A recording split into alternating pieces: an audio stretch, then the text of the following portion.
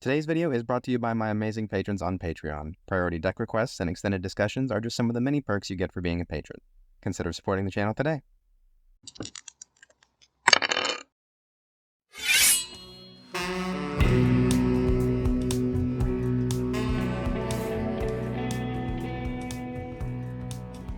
Welcome back to today's build.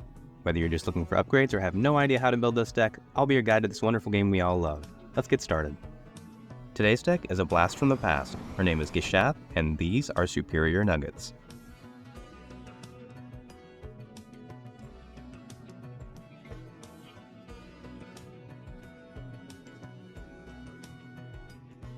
The first thing to see is the absolutely colossal mana cost on Gishath. That, and the fact that dinosaurs in general are usually mana-heavy creatures, means that we will want a lot of ramp. And since Gishath's trigger cares about library content, as often as possible we'll try to make that ramp come in the form of lands. Next are the kinds of dinosaurs we're looking for. Since they enter after combat damage is dealt, and this kind of board presence needs to be answered with sweepers, the best dinosaurs are going to come in and do something the turn they come down. Since we're not paying for them, that's doing the most work when their mana costs are really large, but there are a few problems with leaning on heavier mana costs. If something goes wrong and we can't get a Gishath trigger, we're stuck with a fistful of dinos that we can't cast easily. There's also the problem of density.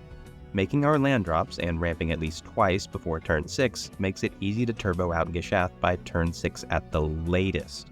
But if we do this, we'll have about 86 cards left in the deck when Gishath enters. The average deck list runs 35 creatures in all, only 30 of which are dinosaurs, meaning the average Gishath trigger is likely to find you about 2.4 dinosaurs.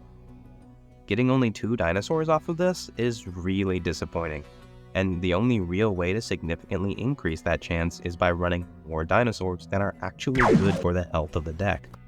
So I think Gishath's ability shouldn't be seen as the primary goal, but instead as an enabler, as a tool that we use to achieve a more general goal of lethal board presence.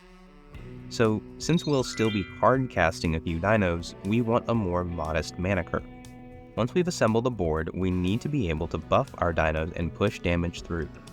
It's important that we focus our attacks on the players most likely to have sweepers first, so that our board is most likely to stick around. Lastly, we need interaction to be able to deal with enemy board states. Our sweepers need to be able to take out smaller utility creatures, while leaving larger dinosaurs alone. So I like damage-based board wipes for this.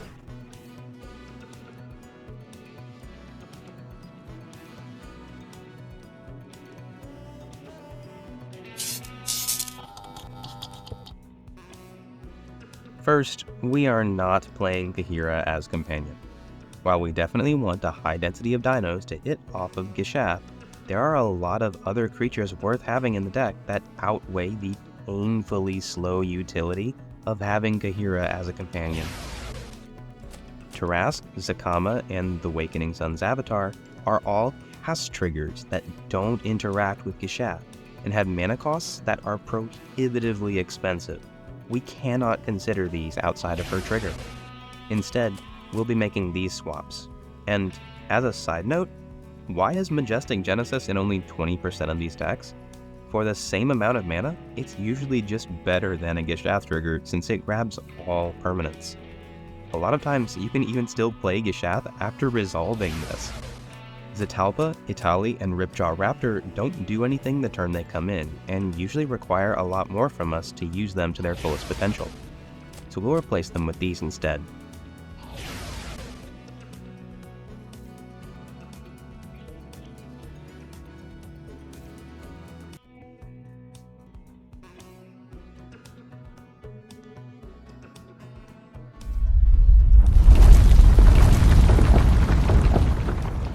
So what do our lands look like?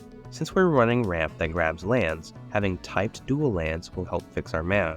And while playing scry lands might seem good for us, I've actually always found the timing awkward and unhelpful, with the exception of Path of Ancestry.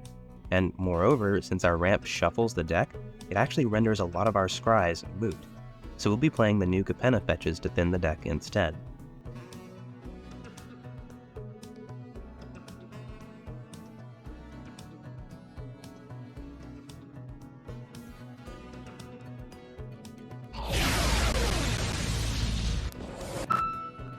So what's our timeline? On turn 1, the most we're looking to lay down are mana dorks, but we'll follow that up on turn 2 with an extensive selection of land ramp. By turn 3, we should have at least 4 mana. While it would be amazing to catapult ahead with even more ramp, we might also like to give our opponents other things to worry about than our impending commander. By now, our opponents have started some setup of their own, so we should put a stop to that with these cards. But the all-star here is Mirari's Wake. Giving us all the mana we need and a buff on all our creatures is exactly what we want to see. Turn 5 is our target for Gishath. We'll connect and flood the board with more dinosaurs than can be handled easily, each of them leaving devastating impacts on the game state. The turns following that are all about these other dinosaurs. But there are 3 dinosaurs in particular that we're looking for in order to close things out quickly.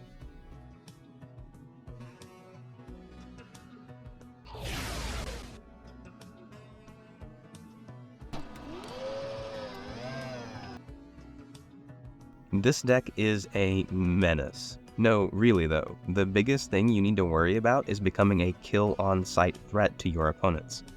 Gishath represents a very visible, telegraphed threat from the start of the game that can really only be answered with board wipes and counterspells.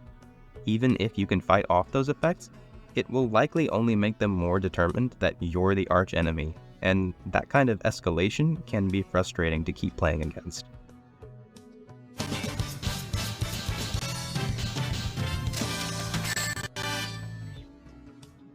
A very special thanks to all my amazing patrons. When I started this channel, I wanted to talk about deck building decisions with my videos, but in practice what ends up happening is that I talk for 30 minutes about all the nuance of a deck, which is longer than I'm comfortable with posting to YouTube. Here, patrons can request priority deck techs, access extended discussions on their favorite decks, in-depth guides on complex game actions, and more. So if you enjoyed this content, consider becoming a patron today. One of the things my patrons have made possible is a special series of deck techs that I'm really excited to show off to you guys. When I finally get them all uploaded, I'll be giving away a special collection of altars and tokens that I've made, corresponding to each deck on the channel. For example, for the Merkle Lord of Bones deck, the prize is a set of double-faced altars of the most prominent cards in the deck, whose backsides are set in the constellation frame with updated text to show that they're acting as enchantments now. For every 1,000 views on each video, I'll increase the prize pool for that deck. All you have to do to be eligible to win is be subscribed to the channel. Consider supporting the channel today. If you like this video, here are some of the decks I'm working on next, so if you like what you see, make sure to subscribe so you don't miss any, and check out the playlist in the top left for more. Thanks for watching!